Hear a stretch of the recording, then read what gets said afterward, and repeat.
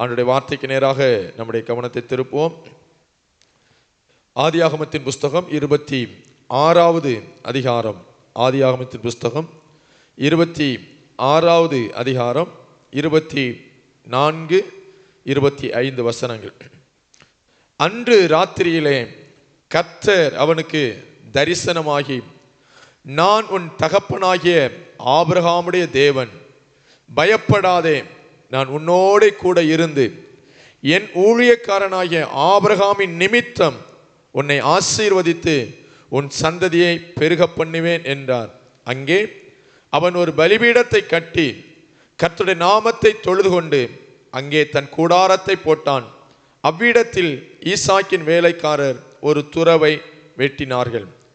ஈசாக்கோடு கூட ஆண்டவர் தரிசனத்தில் பேசின ஒரு வார்த்தை தான் நாம் இங்கே வாசிக்க கேட்டோம். அன்று ராத்திரியில கர்த்தர் ஈசாக்குக்கு தரிசனமாகி அவனோடு கூட சொன்ன ஒரு வார்த்தை, நான் உன் தகப்பனாகிய ஆபிரகாமுடைய தேவன், நீ பயப்படாதே, நான் உன் கூட இருந்து என் ஊழியக்காரனாகிய ஆபிரகாமின் நிமித்தம் உன்னை ஆசீர்வதித்து உன் சந்ததியை பெருக பண்ணுவேன்.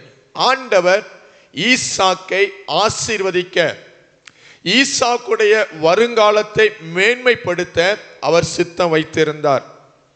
ஈசாக்கு கேரார் என்கிற இடத்திலே குடியிருக்கிறான்.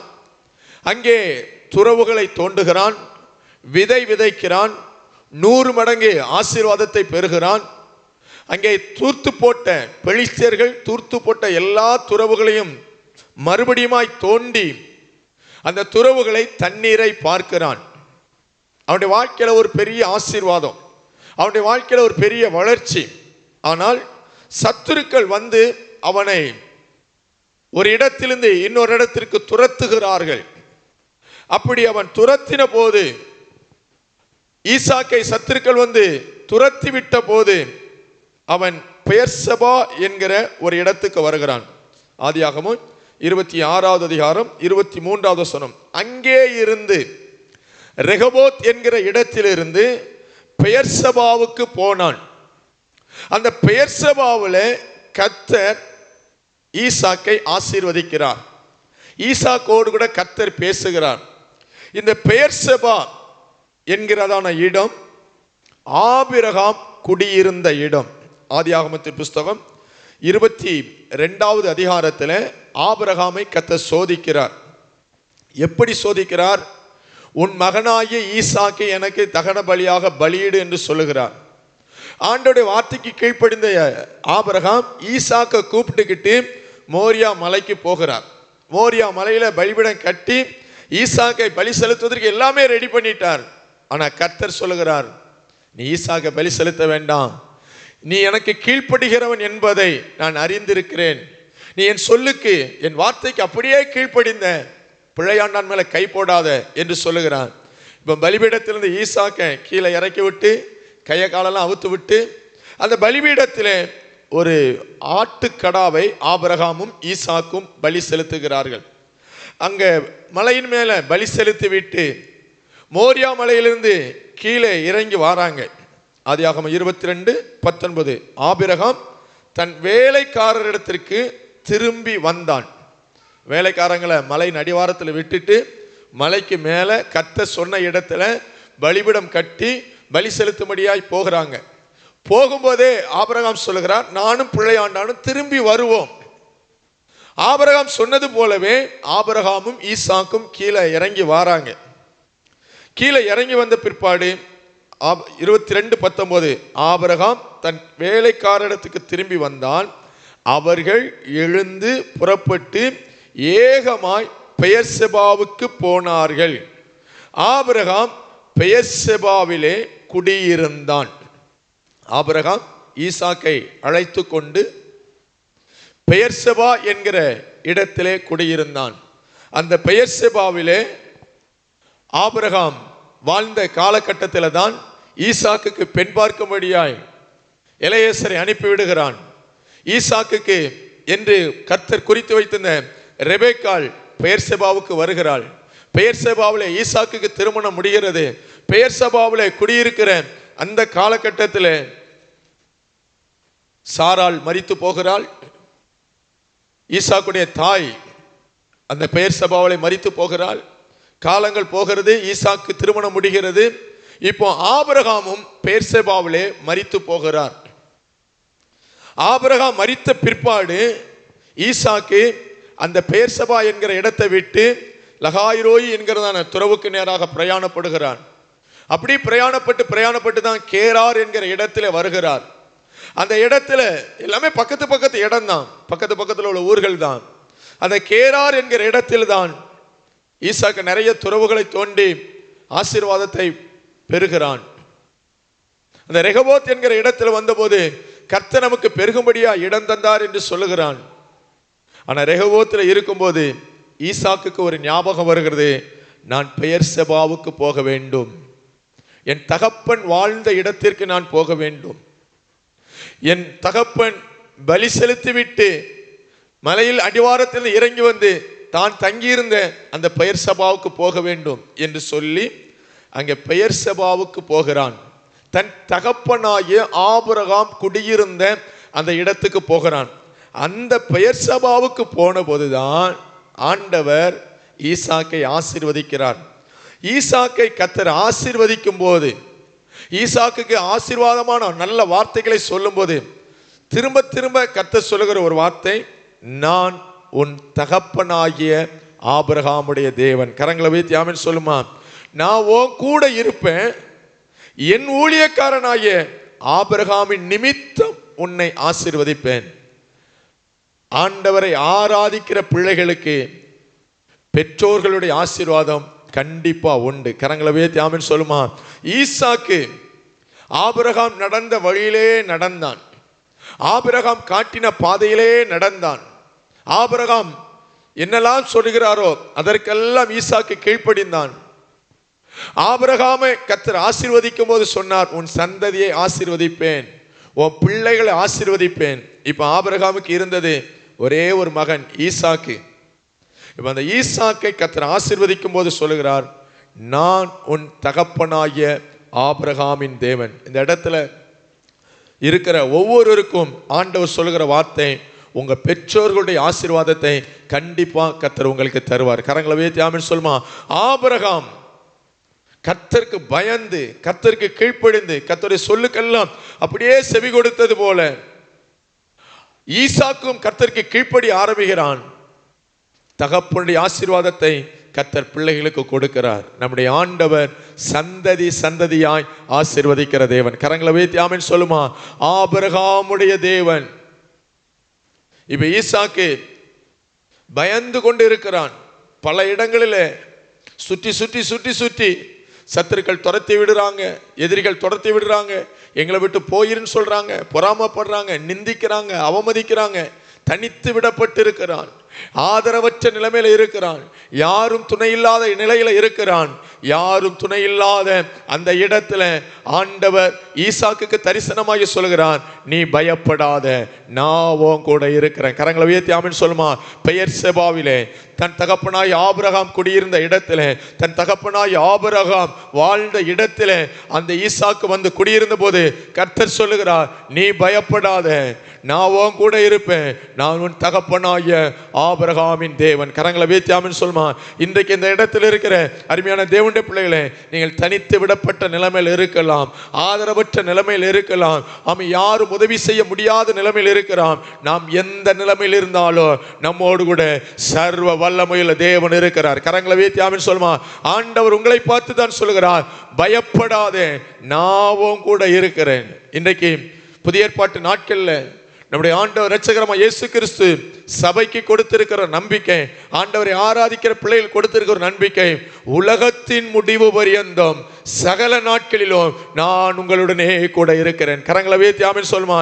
நீ பயப்படாதே, நான் உன் கூட இருந்து என் ஊழியக்காரனாகிய ஆபிரகாமின் நிமித்தம் உன்னை ஆசீர்வதிப்பேன். நம்ம கூட இருக்கிற ஆண்டவர் நம்மை ஆசீர்வதிப்பார். நம்ம கூட இருக்கிற ஆண்டவர் சந்ததியை பெருக பண்ணுவார். அந்த ரெண்டு வார்த்தையும் அங்கே சொல்றார். நான் உன் கூட இருப்பேன், நான் உன் கூட இருப்பேன், கூட இருந்து உன்னை ஆசீர்வதிப்பேன், உன் சந்ததியை பெருக பண்ணுவேன் என்றார். ஆண்டவர் கூட இருக்கும்போது அவர்கிட்ட இருக்கிற எல்லா ஆசீர்வாதங்களும் ஆட்டோமேட்டிக்கா நமக்கு வந்துகிட்டே இருக்கும். கரங்களை வைத்து ஆமென் சொல்லுமா. நம்ம கூட இருக்கிறவன் சாதாரணமான ஆண்டவர் அல்ல. நம்ம கூட இருக்கிறது ஒரு சாதாரணமான நபர் அல்ல. ஒருவேளை நாம அவரை கண்ணால பார்க்க முடியாம இருக்கலாம், நம்ம கண்ணுக்கு அவர் தென்படாம இருக்கலாம். தேவன் ஆவியாய் இருக்கிறார். தேவனுடைய பிள்ளைகளுக்கு சகல நன்மைகளையும் கொடுப்பதற்கு அவர் போதுமானவராய் இருக்கிறார். கரங்களை வைத்து ஆமென் சொல்லுமா. நம்ம ஆண்டவர்கிட்ட இல்லை என்பதே இல்லை, இல்லை என்கிற வார்த்தையே கிடையாது. நாம் கேட்கும்போது நமக்கு தேவையானதை தேவையான நேரத்தில் தந்து நம்மை ஆசீர்வதிக்கிற நல்ல தேவன். கரங்களை வைத்து ஆமென் சொல்லுமா. நான் உன்னை ஆசீர்வதிப்பேன், நான் உன் சந்ததியை பெருக பண்ணுவேன். ஆண்டவர் இந்த வருஷத்துல உங்களை பெருக பண்ணுவார். உங்கள் கையின் பிரயாசத்தை பெருக பண்ணுவார். உங்கள் ஆசீர்வாதங்களில் ஒரு பெருக்கத்தை தருவார். உங்க சரீர சுகத்தில் ஒரு பெருக்கத்தை தருவார். பிள்ளைகளுடைய வாழ்க்கையில் ஒரு பெருக்கத்தை தருவார். இதை நாம் சுதந்தரித்துக் கொள்ளுகிற ஆண்டாய் வைத்திருக்கிறார்.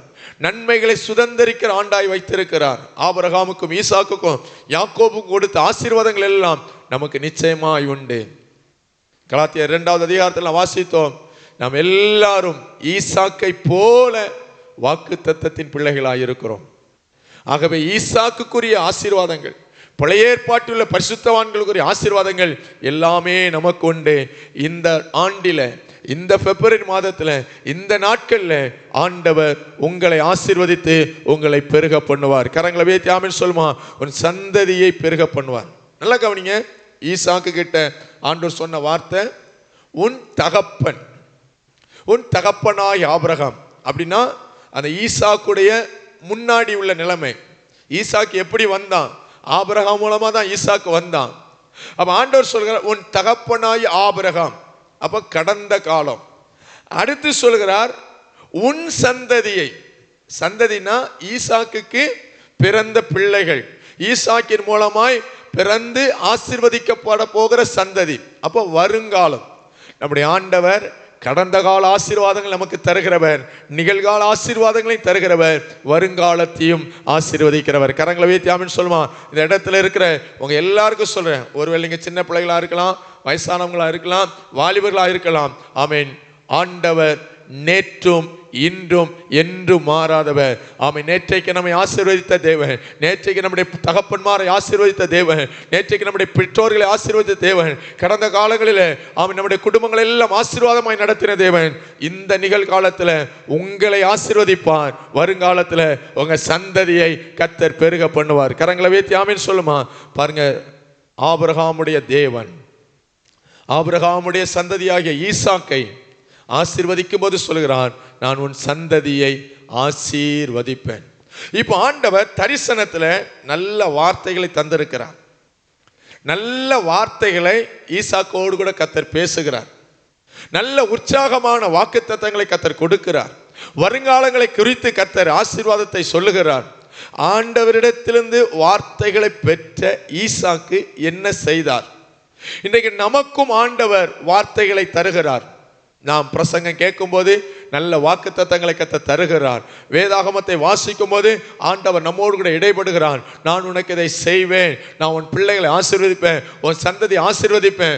ஒரு நாள் 2 நாள் அல்ல, ஆண்டவருடைய வார்த்தைகள் ஒவ்வொரு நாளும் நமக்கு கிடைத்து கொண்டு இருக்கிறது. கரங்களை வைத்து ஆமென் சொல்லுமா.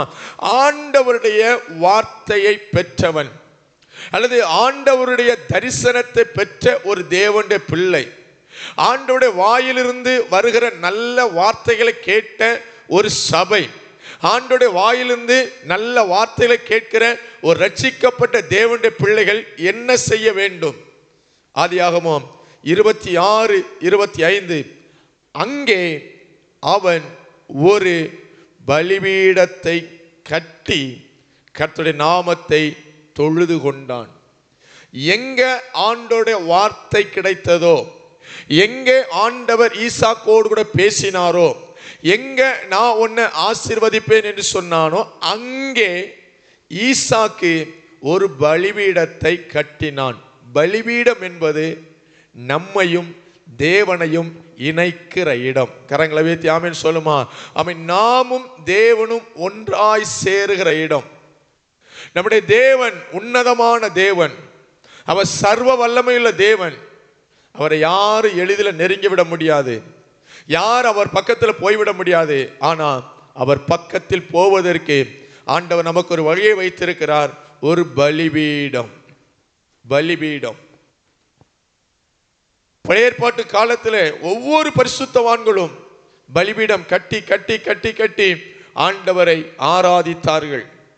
மோசே நியாயப்பிரமாணத்தை ஜனங்களுக்கு கொடுத்த போது ஆசரிப்பு கூடாரத்திலே பலிபீடம் மிக மிக முக்கியமான ஒரு இடமாயிருந்தது. 7 வகையான பலிகளை செலுத்துகிற இடம். பாவ நிவாரண பலி, குற்ற நிவாரண பலி, ஸ்தோத்திர பலி, உற்சாக பலி, போஜன பலி, பான பலி, சர்வாங்க தகன பலி, அசைவாட்டும் பலி என்று சொல்லி ஏராளமான பலிகள் அந்த பலிபீடத்தில் செலுத்தப்பட்டது. ஏன்? தேவனும் மனிதனும் இணைக்கப்பட வேண்டும். அந்த பலிபீடம் இயேசு கிறிஸ்து கல்வாரி சிலுவையில் இரத்தம் சிந்தின போது அந்த பலிபீடத்திற்கு ஒரு முடிவு வந்தது. ஆண்டவருடைய மாசற்ற இரத்தம் இந்த பூமியில் சிந்தப்பட்ட போது இதற்கு மேல பாவத்திற்காக எந்த மிருகங்களும் எந்த பறவைகளும் பலி செலுத்தப்பட வேண்டாம். நமக்காக நித்திய பலிபீடமாய் நித்திய பலியாய் ஒரே பலியாய் இயேசு பலியானார். கரங்களை வைத்து ஆமென் சொல்லுமா. ஆனா இப்போ புதிய ஏற்பாட்டிலே நாம் ஒரு பலி செலுத்த வேண்டும். புதிய ஏற்பாட்டிலே தேவனை ஆராதிக்கிற பிள்ளைகள் தேவனோடு கூட இணைவதற்கு நமக்குள்ளே நாம ஒரு பலிபீடத்தை கட்டி நம்மையே ஜீவ பலியாக அர்ப்பணிக்க வேண்டும். கரங்களை வைத்து ஆமென் சொல்லுமா. ஈசாக்கு பலிபீடம் கட்டினான். ஏற்கனவே ஈசாக்கு ஒரு முறை பலிபீடத்திலே கிடத்தப்பட்டவன். ஆபிரகாம் ஒரு பலிபீடத்தை கட்டி அதுல பலி செலுத்துவதற்காக ஈசாக்கை கிடத்தி கத்திய ஓங்கி அவன் பலி செலுத்துவதற்காக கிடத்தப்பட்டவன். இப்போ அந்த ஈசாக்கே ஒரு பலிபீடத்தை கட்டுகிறான். இன்றைக்கு இந்த இடத்துல இருக்கிற அருமையான தேவனுடைய பிள்ளைகளே, கர்த்தர் நமக்கு வார்த்தைகளை தரும்போது, கர்த்தர் நமக்கு வாக்குத்தத்தங்களை தரும்போது, கர்த்தர் நமக்கு தரிசனங்களை தரும்போது, கர்த்தர் நம்மோடு கூட இடைபடும் போது நாம் செய்ய வேண்டியது பலிபீடம் கட்டி கர்த்தரை தொழுது கொள்ள வேண்டும். கரங்களை வைத்து ஆமென் சொல்லுமா. ஆமென். ரோமர் 12வது அதிகாரம் 1வது வசனம். அப்படி இருக்க சகோதரரே, நீங்கள் உங்கள் சரீரங்களை பரிசுத்தமும் தேவனுக்கு பிரியமான ஜீவ பலியாக ஒப்பு கொடுக்க வேண்டும் என்று தேவனுடைய இரக்கங்களை முன்னிட்டு உங்களை வேண்டிக் கொள்கிறேன். இதுவே நீங்கள் செய்யத்தக்க புத்தியுள்ள ஆராதனை. கரங்களை வைத்து ஆமென் சொல்லுமா. இன்றைக்கு நாம் செலுத்த வேண்டிய முதல் பலி நம்மையே ஜீவ பலியாக பலி செலுத்த வேண்டும். கரங்களை வைத்து ஆமென் சொல்லுமா. கர்த்தர் வார்த்தைகளை தர தர, வாக்கு தத்தங்களை தர தர நாம் நம்மை அர்ப்பணிக்கணும். ஈசாக்குடைய வாழ்க்கையில இந்த பலிபீடத்துக்கு பிறகுதான் நிறைய ஆசீர்வாதங்கள், இந்த பலிபீடத்துக்கு பிற்பாடு தான் இன்னும் ஏராளமான ஆசீர்வாதங்கள், இன்னும் அவனுடைய சந்ததிகள் ஆசீர்வதிக்கப்படுகிறது. அப்ப நாம பலிபீடத்துல நம்ம பலியாக அர்ப்பணிக்கும் போது ஆசீர்வாதங்களை கர்த்தர் நிச்சயமாய் தருவார். நாம் கட்ட வேண்டிய முதல் பலிபீடம் அல்லது நாம் செலுத்த வேண்டிய முதல் பலி நம்மையே ஜீவ பலியாக அர்ப்பணிக்க வேண்டும். அடுத்து இந்த நாட்கள்ல பலிபீடங்கள் எதுவுமே கிடையாது. ஆனால் நாம் செலுத்த வேண்டிய பலி எபிரேயர் 13வது அதிகாரம், எபிரேயர் 13வது அதிகாரம் 15வது வசனம். ஆகையால் அவருடைய நாமத்தை துதிக்கும் உதடுகளின் கனியாகிய ஸ்தோத்திர பலியை அவர் மூலமாக எப்போதும் தேவனுக்கு செலுத்த கடவோம். வாக்கு தத்தங்களை பெற்றவன் பலிபீடத்தை கட்டினான். வாக்கு தத்தத்தை பெற்றதான தேவனுடைய பிள்ளைகள் நம்மையே ஜீவ பலியாக அர்ப்பணிக்கிறோம். அடுத்து நாம செலுத்த வேண்டிய பலி உதடுகளின் கனியாகிய ஸ்தோத்திர பலி. நம்ம வாழ்க்கையில நம்ம வாயிலிருந்து எப்போதும் ஸ்தோத்திரம் வந்துக்கிட்டே இருக்கணும். ஆராதனையில் 2 மணி நேரம் அல்லது 1 மணி நேரம் 1.5 மணி நேரம் நம்ம ஆராதிக்கிறோம், பாட்டு பாடுறோம், ஸ்தோத்திரங்களை சொல்கிறோம், செய்திகளை கேட்கிறோம். ஆனால் 24 மணி நேரமும் நம்முடைய உதடுகளில் ஸ்தோத்திரம் வந்துக்கிட்டே இருக்கணும். கரங்களை வைத்து ஆமென் சொல்லுமா. எல்லாவற்றிலையும் ஸ்தோத்திரம் செய்யுங்கள், அது ஸ்தோத்திர பலி. நன்மைகள் நடக்கும்போது மாத்திரமல்ல ஸ்தோத்திரம் சொல்றது, உயர்வுகள் வரும்போது மாத்திரமல்ல ஸ்தோத்திர பலி ஏறெடுப்பது. உதடுகளின் கனியாகிய ஸ்தோத்திர பலியை எப்போதும் தேவனுக்கு செலுத்த கடவோம். இந்த நாட்களில் நாம் பலிபீடம் கட்டி ஆண்டவரை தொழுது கொள்ள வேண்டிய பலிபீடத்தில் நாம் செலுத்த வேண்டிய 2வது பலி உதடுகளின் கனியாகிய ஸ்தோத்திர பலி. கரங்களை வைத்து ஆமென் சொல்லுமா. 3வது அந்த பலிபீடத்தில் நாம் செலுத்த வேண்டிய ஒரு பலி இந்த நாட்களில் கட்டடமாகிய பலிபீடங்கள் எதுவுமே இல்லை, ஒரு உருவமாகிய பலிபீடம் எதுவுமே இல்லை. ஆவிக்குரிய பலிபீடம். அந்த ஆவிக்குரிய பலிபீடத்தில் ஜீவ பலியாய் நம்மையே அர்ப்பணிக்கணும். அந்த ஆவிக்குரிய பலிபீடத்தில் உதடுகளின் கனியாகிய ஸ்தோத்திர பலிகளை நாம் செலுத்தணும். மூன்றாவது, நாம் அந்த பலிபீடத்தில் செலுத்த வேண்டிய இன்னொரு பலி இருக்குது. எபிரேயர் 13வது அதிகாரம் 16வது வசனம். எபிரேயர் 13:16. அன்றியும் நன்மை செய்யவும் தான தர்மம் பண்ணவும் மறவாதிருங்கள், இப்படிப்பட்ட பலிகளின் மேல் தேவன் பிரியமாயிருக்கிறார். அன்றியும் நன்மை செய்யவும் தான தர்மம் பண்ணவும் மறவாதிருங்கள், இப்படிப்பட்ட பலிகளின் மேல் தேவன் பிரியமாயிருக்கிறார். நன்மை செய்யணும், தான தர்மம் பண்ணணும். நம்ம கிட்ட வந்து உதவின்னு சொல்லி கேட்கிறவங்களுக்கு நம்மளால செய்ய முடியுமா? உதவி செய்யணும். ஆண்டவரை ஆராதிக்கிற பிள்ளைகள், ஆண்டவரை தொழுது கொள்கிற பிள்ளைகள் நம்மை போல பிறரை நேசிக்கணும். ஒருவேளை நாம கஷ்டத்தின் பாதையில் இருக்கலாம், நாம தேவையின் மத்தியில் இருக்கலாம். நம்மளை விட தேவையோடு கூட ஒருத்தங்க நம்ம கிட்ட வரும்போது, நம்மளை விட பிரச்சனையில ஒருத்தங்க இருக்கும்போது, நம்ம கிட்ட இருந்து ஒரு நன்மை கிடைக்கும் என்ற எதிர்பார்ப்போடு கூட இருக்கும்போது, நம்மால் செய்த முடிந்த நன்மைகளை கண்டிப்பாக செய்ய வேண்டும். கரங்களை உயர்த்தி ஆமென் சொல்லுமா. உனக்கு நன்மை செய்ய திராணி இருக்கும்போது அதை செய்யத்தக்கவர்களுக்கு செய்யாமல் இராதே. ஏழைக்கு இறங்குகிறவன் கர்த்தருக்கு கடன் கொடுக்கிறான், அவன் கொடுத்ததை திரும்ப கர்த்தர் கொடுப்பான். நாம நன்மை செய்யணும். ஆண்டவரை ஆராதிக்கிற பிள்ளைகளுக்கு இருக்க வேண்டிய நல்ல சுபாவம், கைமாறு கருதாமல் உதவி செய்யணும். உன்னிடத்தில் ஒரு வஸ்திரத்தை கேட்டால் அவனுக்கு அங்கேயும் கொடு என்று ஆண்டவர் சொல்லி இருக்கிறார். நன்மை செய்யுங்கள், உன்னை போல பிறரை நேசி. நாம எப்படி நம்மை நேசிக்கிறோமோ அதை போல மற்றவர்கள் நேசிக்கணும். அவனவன் தனக்கானவனில் இல்லை, பிறருக்கானவையில் நோக்க கடவன்.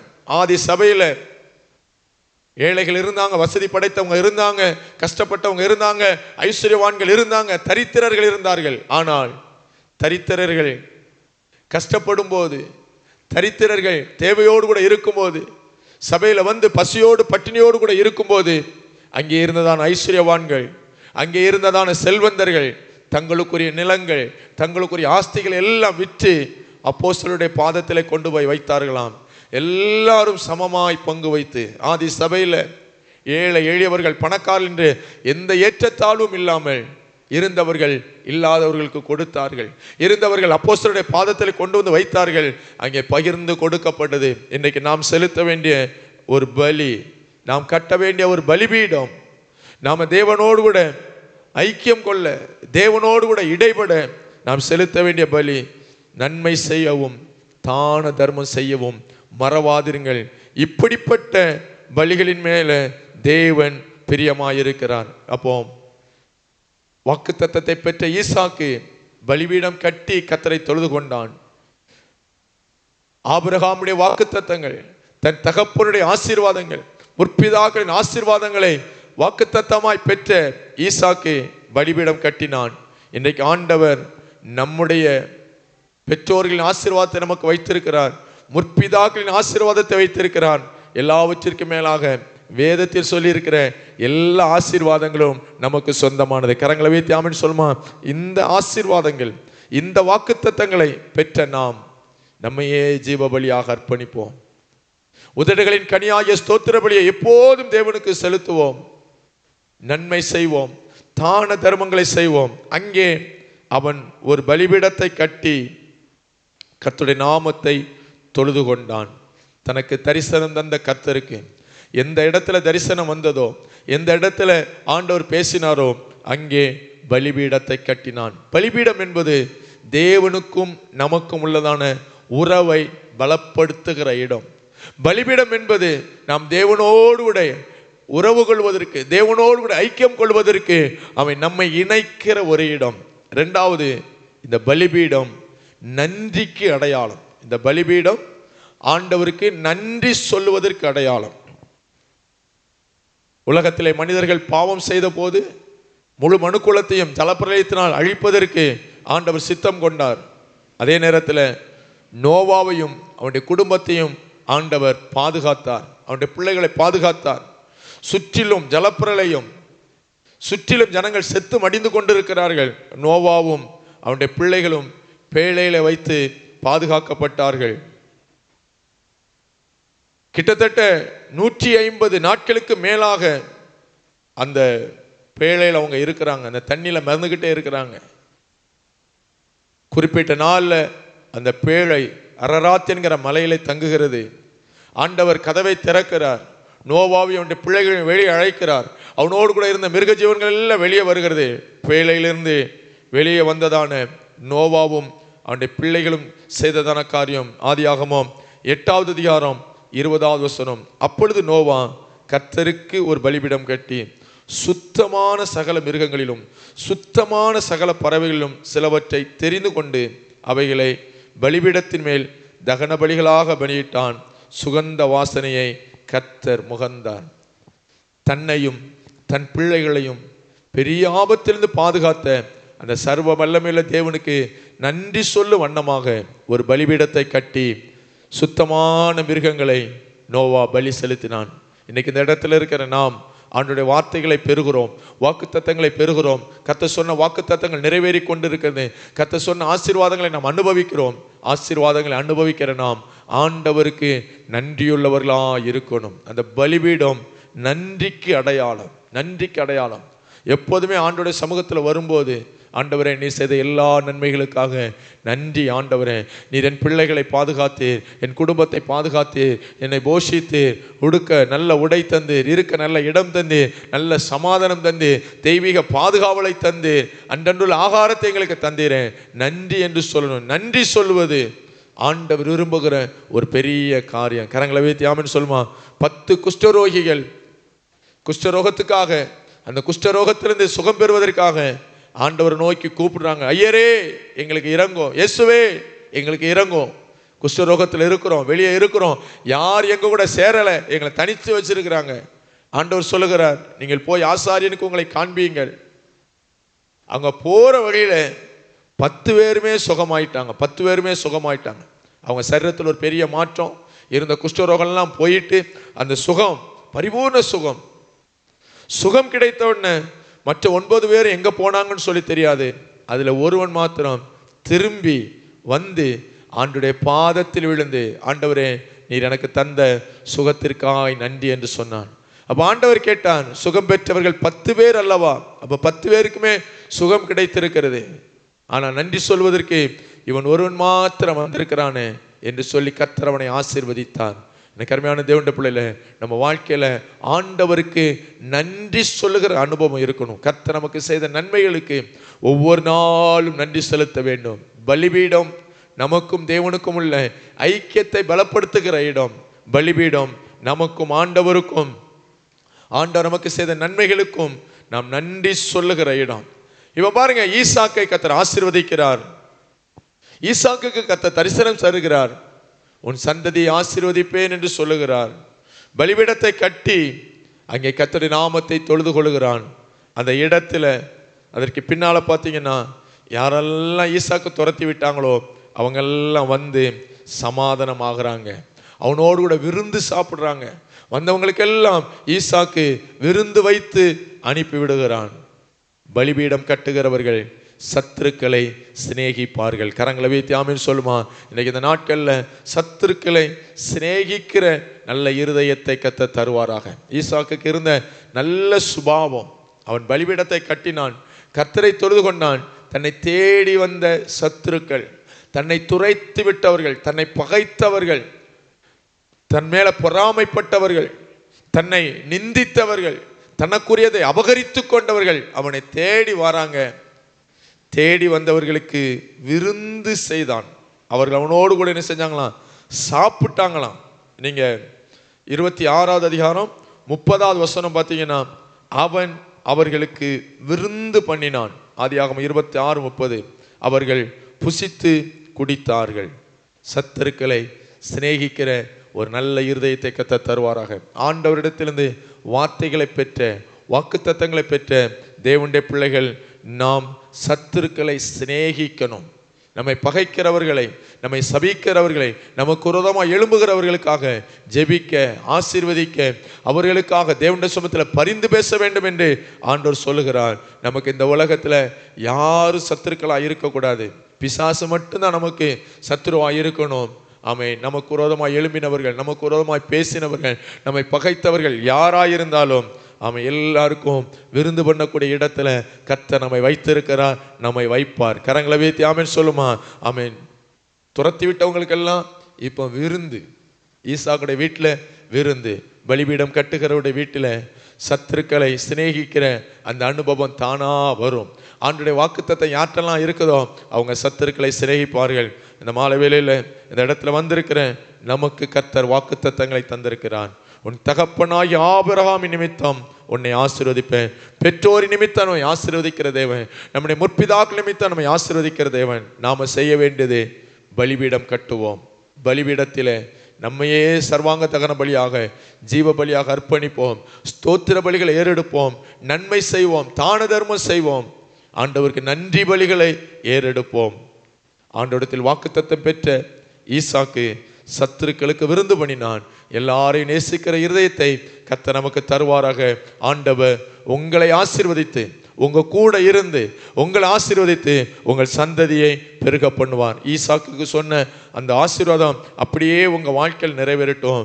பயப்படாதே, நான் உன் கூட இருந்து உன்னை ஆசீர்வதித்து உன் சந்ததியை பெருக பண்ணுவேன். ஆண்டவர் உங்களை ஆசீர்வதித்து உங்கள் சந்ததியை பெருக பண்ணுவான். நீங்கள் ஆசீர்வாதமாய் இருப்பீர்கள். இருக்கிற இடத்துல நம்ம எல்லாரும் அப்படி முழங்கால் படிடுவோம். இருக்கிற இடத்துல நம்ம எல்லாரும் முழங்கால் படிடுவோம். அன்று ராத்திரியிலே கர்த்தர் ஈசாக்குக்கு தரிசனமாகி, நான் உன் தகப்பனாய் ஆபிரகாமுடைய தேவன், பயப்படாதே, நான் உன் கூட இருந்து உன்னை ஆசீர்வதிப்பேன். பெயர் சபாவிலே ஆபிரகாம் குடியிருந்தான். ஆபிரகாம் குடியிருந்த அந்த இடத்துக்கு ஈசாக்கு வந்தபோது கர்த்தர் அவனை ஆசீர்வதிக்கிறார், வாக்குத்தத்தங்களை கொடுக்கிறார், வாக்குத்தத்தங்களை உறுதிப்படுத்துகிறார். உன் சந்ததி ஆசீர்வதிப்பேன் என்று சொல்லுகிறார். வாக்குத்தத்தங்களை பெற்ற ஈசாக்கு அந்த இடத்துல கர்த்தருக்கு பலிபீடத்தை கட்டினான். கர்த்தருடைய நாமத்தை தொழுது கொண்டான். சத்துருக்களுக்கு விருந்து பண்ணினான். எனக்கு அருமையான தேவனுடைய பிள்ளைகளே, நமக்கு கர்த்தர் தந்திருக்கிற வாக்குத்தத்தங்களுக்கு ஸ்தோத்திரம். நம்முடைய பிதாக்களின் ஆசீர்வாதம் நமக்கு உண்டு. நம்முடைய சந்ததியும் ஆசீர்வதிக்கப்பட போகிறது. கடந்த காலத்தில் நம்முடைய பிதாக்களை ஆசீர்வதித்தது போல நம்மை ஆசீர்வதிப்பான். நம்மை ஆசீர்வதிக்கிறது மாத்திரமல்ல, நம்ம வருங்கால சந்ததியையும் நிச்சயமாய் ஆசீர்வதிப்பான். நாம் செய்ய வேண்டியது நம்மையே ஜீவ பலியாக அர்ப்பணிப்போம். உதடுகளின் கனியாய ஸ்தோத்திர பலியை எப்போதும் தேவனுக்கு செலுத்துவோம். நன்மை செய்வோம், தான தர்மம் செய்வோம். ஆண்டவருக்கு நன்றி பலிகளை ஏறெடுப்போம். சத்துருக்களை சிநேகிப்போம். கர்த்தர் நிச்சயமாய் ஆசீர்வதிப்பான். கர்த்தர் நமக்கு தந்த நல்ல வார்த்தைகளுக்காக எல்லாரும் வலது கரத்தை வைத்து ஸ்தோத்திரம் பண்ணுங்க. ஆண்டவரே உமக்கு ஸ்தோத்திரம், ஸ்தோத்திரம், ஸ்தோத்திரம், ஸ்தோத்திரம். நல்ல ஒரு தீர்மானம் எடுங்க. ஆண்டவரே, என்னையே ஜீவ பலியாக ஒப்பு கொடுக்கிறேன். ஸ்தோத்திர பலிகளை ஏறெடுப்பேன். நன்மை செய்வேன். என்னால் முடிஞ்ச அளவுக்கு மற்றவங்களுக்கு உதவி செய்வேன். நன்றி உள்ளவனாக இருப்பேன், நன்றி உள்ளவளாக இருப்பேன். சத்துருக்களை சிநேகிப்பேன்னு சொல்லி தீர்மானம் எடுங்க. கர்த்தர் உங்களை ஆசீர்வதித்து உங்கள் சந்ததியை பெருக பண்ணுவார். அன்பின் பரலோக பிதாவே, கிருபையுள்ள தகப்பனே, ஈசாக்கை ஆசீர்வதித்த தெய்வமே, நாங்களும் ஈசாக்கை போல வாக்குத்தத்தத்தின் பிள்ளைகளாக இருக்கிறோம். அந்த ஈசாக்கின் ஆசீர்வாதங்கள் எங்களுக்கும் உரித்தாகட்டும். எங்கள் சந்ததி ஆசீர்வதிக்கப்படட்டும். எங்கள் பிள்ளைகள் பெருகட்டும். எங்கள் சந்ததிகள் வளர்ந்தோங்கட்டும். இந்த இடத்துல வந்து ஆண்டோடைய வார்த்தை கேட்ட ஒவ்வொருவரையும் கர்த்தர் ஆசீர்வதிங்க. ஒவ்வொருடைய பிள்ளைகளையும் கர்த்தர் ஆசீர்வதிங்கப்பா. எங்கள் முற்பிதாக்களின் ஆசீர்வாதம் எங்களுக்கு இருக்கட்டும். எங்களின் ஆசீர்வாதம் எங்கள் சந்ததிக்கு இருக்கட்டும். ஆண்டவரே, ஆண்டோடைய வார்த்தையை கேட்ட நாங்கள், வாக்குத்தத்தங்களை பெற்ற நாங்கள் பலிபீடம் கட்டிமை தொழுது கொள்ள, கர்த்தரோடு ஐக்கியமாக இருக்க, எங்களை ஜீவ பலியாக அர்ப்பணிக்க எங்களை ஒப்பு கொடுக்கிறோம். சத்துருக்களை சிநேகிக்கிற இருதயத்தை கர்த்தர் தாங்கப்பாம். ஆண்டவரே, சபையில் உள்ள ஒவ்வொரு குடும்பங்களையும் ஆசீர்வதிங்க. எங்கள் தேசத்தை ஆசீர்வதிங்க. தேசத்தில் நன்மை கட்டிடுங்க. எங்கள் ஊர் மக்கள் எல்லாரையும் கர்த்தர் ஆசீர்வதிங்கப்பா. இந்த இடத்துல வந்து ஆராய்ச்சி நம்முடைய பிள்ளைகள் வீடுகளுக்கு போகும்போது தெய்வீக சமாதானத்தின் நன்மைகளை அனுபவிக்க உதவி செய்யுங்க. உடைய கிருபை உண்டாகட்டும். சகல துதி கன மகிமை யாவற்றுமைக்கே செலுத்துகிறோம். நசனா இயேசு கிறிஸ்து மூலமாக ஜெபிக்கிறோம் எங்கள் ஜீவனில் நல்ல பிதாவே, ஆமேன். நம்முடைய கர்த்தராகிய இயேசு கிறிஸ்துவின் கிருபையும் பிதாவாகிய தேவனுடைய அன்பும் பரிசுத்த ஆவியுடைய ஐக்கியமும் சமாதானமும் சந்தோஷமும் இன்றும் என்றும் சகல நாட்களிலும் நம்ம அனைவரோடு தங்கியிருப்பதாக. ஆமேன். என் ஆத்துமாவே கர்த்தரை ஸ்தோத்திரி, என் முழு உள்ளமே அவருடைய பரிசுத்த நாமத்தை ஸ்தோத்திரி. என் ஆத்துமாவே கர்த்தரை ஸ்தோத்திரி, அவர் செய்த சகல உபகாரங்களையும் மறவாதே. ஆமென். ஹல்லேலூயா, ஹல்லேலூயா. கர்த்தர் உங்களை ஆசீர்வதித்து உங்கள் சந்ததியை பெருக பண்ணுவாராக. ஆமென்.